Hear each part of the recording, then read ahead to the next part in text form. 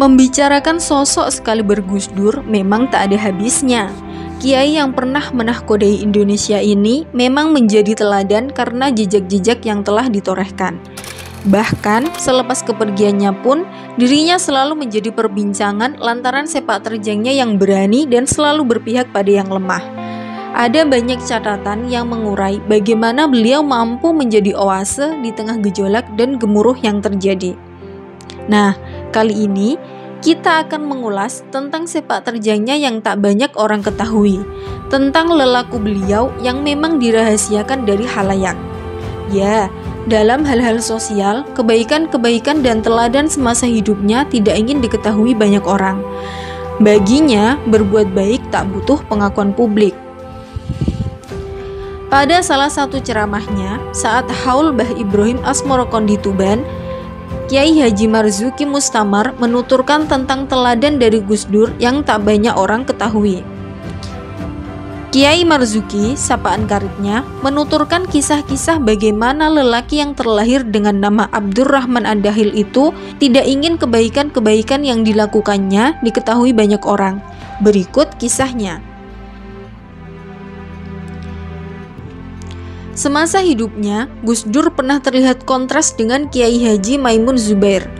Bukan rahasia umum lagi kalau publik menilai hubungan kedua kiai ini memang tidak baik-baik saja. Anggapan itu terlihat benar karena keduanya tidak pernah terlihat bersama, bahkan sekadar untuk melakukan klarifikasi tentang kabar yang beredar pun tidak dilakukan. Namun pada kenyataannya, kata Kiai Marzuki, saat Gus Dur wafat, Mbah Mun yang memimpin sholat jenazahnya.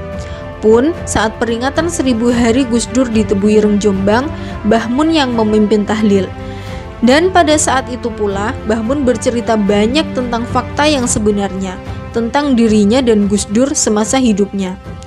Mbah Mun pun menceritakan bahwa semua adalah rekayasa dari Gus Dur sendiri, agar kebaikannya tidak dibicarakan orang saat dirinya masih hidup. Suatu ketika saat Mbah Mun hendak menikahkan salah satu putranya, Gus Dur menawarkan bantuan dengan catatan tidak boleh ada yang mengetahuinya. Bahkan Gus Dur merekayasa seakan-akan keduanya sedang tidak baik-baik saja. Saya menikahkan anak habis jutaan rupiah. Saya tak pernah mengeluarkan uang sepeser pun. Semua uang itu dari Gus Dur. Tapi dirahasiakan agar orang-orang tidak tahu bahwa yang membantu saya adalah Gus Dur, ujar Mbah Mun. Sudah, Anda tetap terlihat beruswah saja dengan saya, supaya orang-orang tidak tahu amalku, kata Gus Dur kepada Mbah Mun kala itu. Apa Anda kuat seperti itu, demi menyembunyikan amalnya agar tidak diketahui manusia, ujar Mbah Mun kepada orang yang hadir di Tebu Ireng saat itu. Maka tak heran jika setelah itu banyak yang mencibir Gus Dur dengan anggapan sebagai seorang santri yang sudah tidak perhatian dan taat pada kiainya. Namun kenyataannya tidak, semua itu hanyalah cara Gus Dur untuk menyembunyikan kebaikan-kebaikannya. Selepas peringatan 40 harinya Gus Dur, tiba-tiba ada seorang tamu datang ke kediaman Kiai Marzuki di Gasek, Malang. Kemudian orang itu memberikan piagam dan beberapa ratus lembar sarung yang katanya pemberian dari Gus Dur. Kok tidak diberikan saat beliau masih hidup? Tanya Kiai Marzuki kepada sang tamu. Sang tamu pun menjawab dengan singkat, karena ini wasiat Gus Dur. Lalu, kenapa pemberian tersebut harus berupa piagam dan sarung, bukan barang-barang dalam bentuk lainnya? Diketahui bahwa Kiai Marzuki berhasil menguasai gereja di Malang dengan mengislamkan orang-orang di sana sehingga gerejanya pun kosong. Lalu Kiai Marzuki membeli gereja itu dan menjadikannya madrasah. Rupanya Gus Dur mendengar kabar tersebut dan berinisiatif memberikan penghargaan dan sarung sebagai bentuk dukungan pada para mu'alaf. Namun tidak diberikan semasa hidup karena Gus Dur tidak ingin kebaikannya diketahui banyak orang. Setelah peringatan 100 harinya Gus Dur, ada tamu lagi datang ke kediaman Kiai Marzuki dan menyerahkan 3 koper tas. Setelah dibuka, isinya adalah uang sebanyak 3 miliar rupiah. Kemudian tamu tersebut menyampaikan pesan bahwa uang tersebut adalah pemberian dari Gus Dur agar dibagikan kepada yatim piatu dan janda-janda se-Kabupaten Malang. Ya, lagi-lagi Gus Dur tidak mau kebaikannya diketahui banyak orang. Hal ini pun senada dengan yang diceritakan Mbah Mun. Suatu ketika, tepatnya di Malang, Jawa Timur, sebelah barat Panjen ada daerah namanya Jatikerto. Di Jatikerto ada orang biasa, bukan ulama besar. Orang tersebut berumur sekitar 30 tahun, namanya Agus. Gus Dur pernah mendatangi rumahnya dan menitipkan 3 koper. Akan tetapi koper tersebut tidak boleh dibuka sebelum Gus Dur wafat. Agus pun menepati janjinya kepada Gus Dur. Ia tidak membuka koper tersebut sebelum Gus Dur wafat. Akhirnya ketika Gus Dur telah wafat, Agus kemudian membuka koper tersebut. Agus pun dikejutkan oleh isi dari koper pemberian Gus Dur tersebut. Isi koper itu yakni uang sebesar 3 miliar. Diwasiatkan oleh Gus Dur uang tersebut agar dibagikan kepada anak-anak yatim dan janda-janda miskin. Dan inilah tamu yang menyerahkan uang tersebut kepada Kiai Marzuki. Demi menyembunyikan amal, Gus Dur pun sampai sebegitunya. Terkadang penampilan jelek, kontroversi agar orang-orang mencemoohnya, tidak menganggapnya kiai dan wali. Mbah Mun pun mengungkapkan bahwa banyak orang yang tidak tahu sejatinya diri Gus Dur. Akibatnya banyak yang mencemooh Gus Dur. Gus Dur pernah ditanya oleh Kiai Marzuki tentang mengapa dirinya sering berkunjung ke gereja. Gus Dur pun menjawab, "Apa tidak boleh aku ikut merawat umat yang tercecer? Apa kamu kira di gereja tidak ada umat Islam yang bekerja di sana? Apa salah bila di gereja aku menyampaikan kebenaran tentang Islam agar mereka mengetahui tentang Islam yang sebenarnya, sehingga yang Muslim tetap Islam dan yang Kristen bisa masuk Islam?" Kebiasaan Gus Dur juga bertanya dan menasihati para Muslim yang bekerja mencari nafkah di gereja.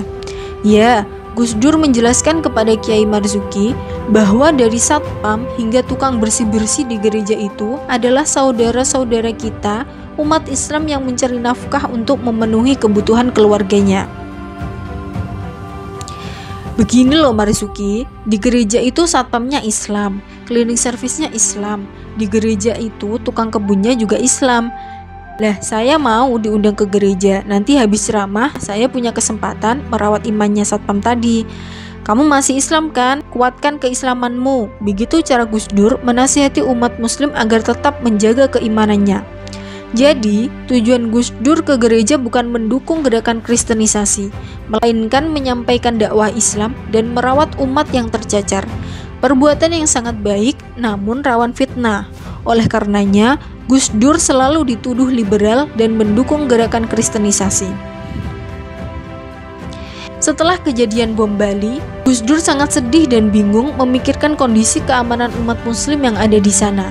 Kemudian, Ketua Hindu Bali diangkat menjadi Ketua Dewan Syuro PKB oleh Gus Dur.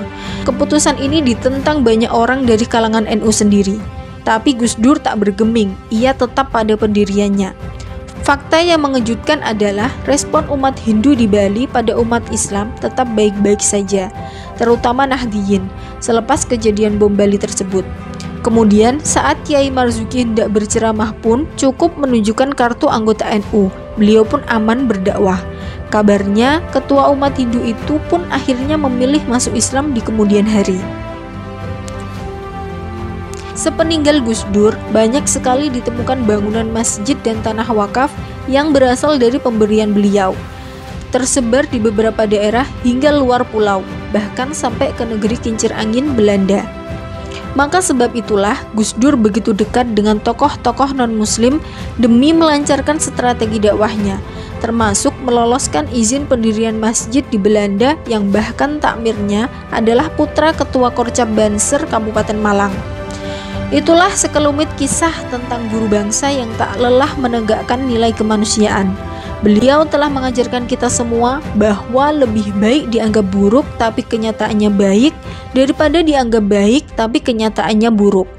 Begitulah Gus Dur dengan ragam kisahnya tentang kebaikannya yang tak ingin diketahui orang. Beliau mengajarkan kita semua bahwa berbuat baik adalah keharusan, namun jangan sampai menghabiskan waktu untuk mengumumkan kepada banyak orang.